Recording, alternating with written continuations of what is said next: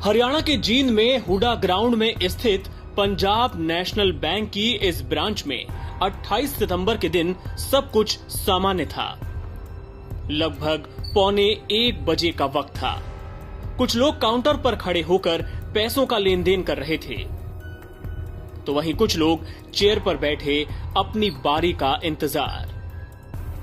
इन्हीं लोगों के बीच चुपचाप बैठा था ये लड़का, उम्र 10 से 11 साल, चेहरे पर मास्क और सिर पर टोपी, पहचानना लगभग नामुमकिन।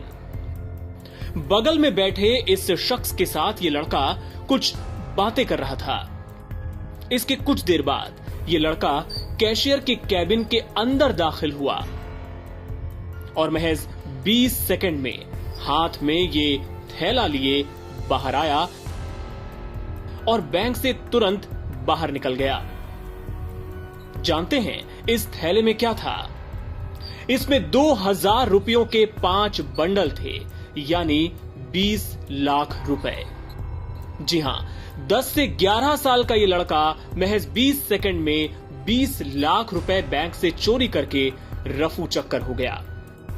सिविल लाइन थाना पुलिस को बैंक के कैशियर सत्यवान ने जो शिकायत दी है, उसमें कहा गया है कि बैंक में आई नकदी के उन्होंने 5 बंडल बनाए थे और टेबल पर रख दिए थे।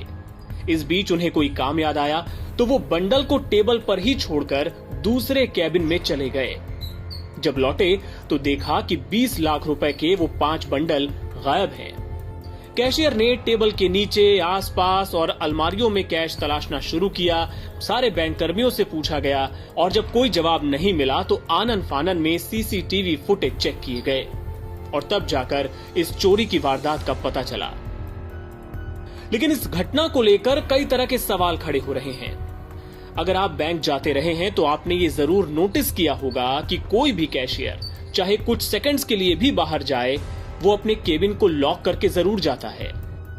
आखिर इस बैंक का कैशियर इतना पैसा टेबल पर रखकर बिना केबिन लॉक किए बाहर कैसे चला गया? ये वाकई लापरवाही थी या किसी तरह की मिलीभगत? इसकी जांच होनी चाहिए। दूसरा सवाल सीसीटीवी फुटेज में नजर आ रहे इस शख्स को लेकर है।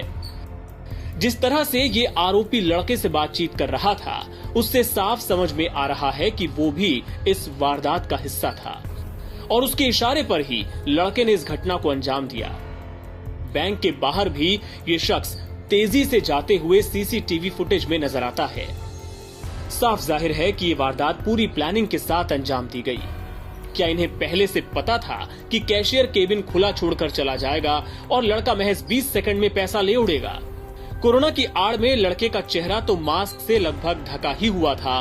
कैमरे से पहचान छुपाने की बाकी कसर ये टोपी पूरी कर रही थी। जाहिर है ये भी प्लानिंग का हिस्सा रहा होगा। ऐसे में वीडियो होने के बावजूद पुलिस के लिए आरोपियों की पहचान कर उन तक पहुंचना आसान नहीं होगा। एनबीटी ऑनलाइन की रिपोर्ट।